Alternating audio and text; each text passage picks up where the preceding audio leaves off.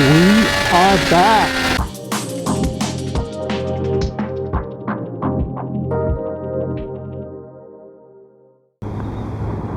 Unbelievably, I actually have more good news on the F3, which is pretty unusual for this channel.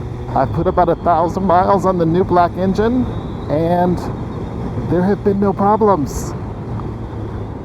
I know, I don't believe it either. After I brought it in for the break-in service, the shop said that the engine looked perfect. So far. I don't want to jinx it. So fingers crossed that my luck on this bike has taken a turn for the better. Now that I'm a member of this really cool club of F3 owners who've had their engines blow up and gotten replacement black engines, actually, it's not a cool club. You don't want to be a member of that club. I can actually speak to the differences between the silver engines and the black engines, because there are a lot of good deals out there for used F3s, and you might be tempted to buy one. And now you need to decide between getting an older silver engine one and a newer black engine one. Now, if you're going to still consider a silver engine bike after my horror story, and the horror stories of all the people on the MV Agusta forums who've also had their engines blow up, then maybe reliability just isn't a priority for you. And that's okay. Or maybe you're an incredibly lucky individual and you were born with a horseshoe up your ass. So maybe you want to take a chance. Cool. Because I know there are a lot of people with silver engine F3s who have no problems at all. Or maybe you just have a ton of money burning a hole in your bank account and you don't mind spending it. Because if your engine blows and you are off warranty, MV Agusta will charge you $7,000 for a new one. But we'll put that aside for now and just talk about the differences between the silver engines and the black engines.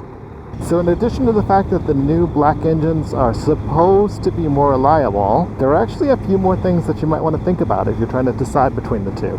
I could tell from the first ride on the new engine that it is noticeably different. There were 3 things that jumped out at me right away.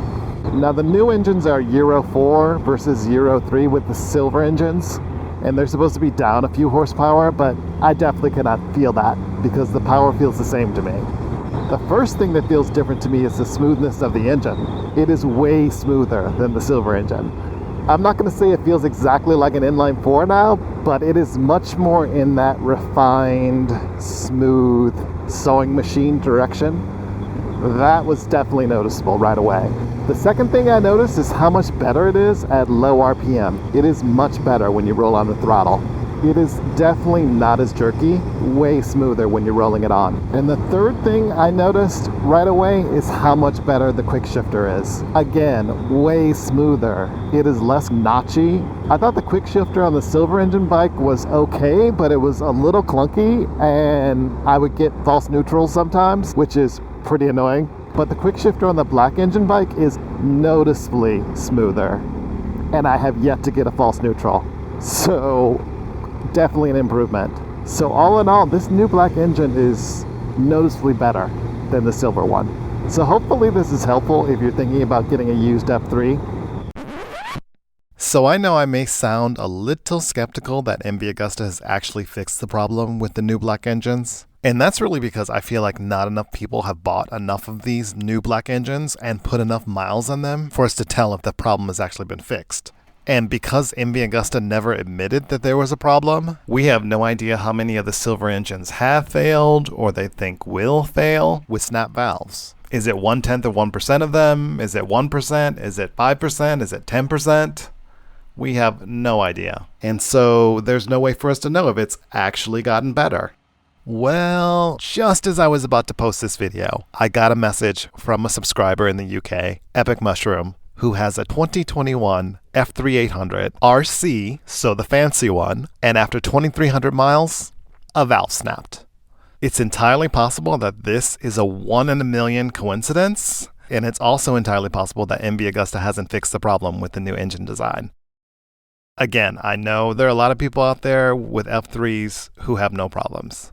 So I don't really know what to tell you at this point about getting an F3. Besides, get the extended warranty, because that's always a good idea with an MV Agusta.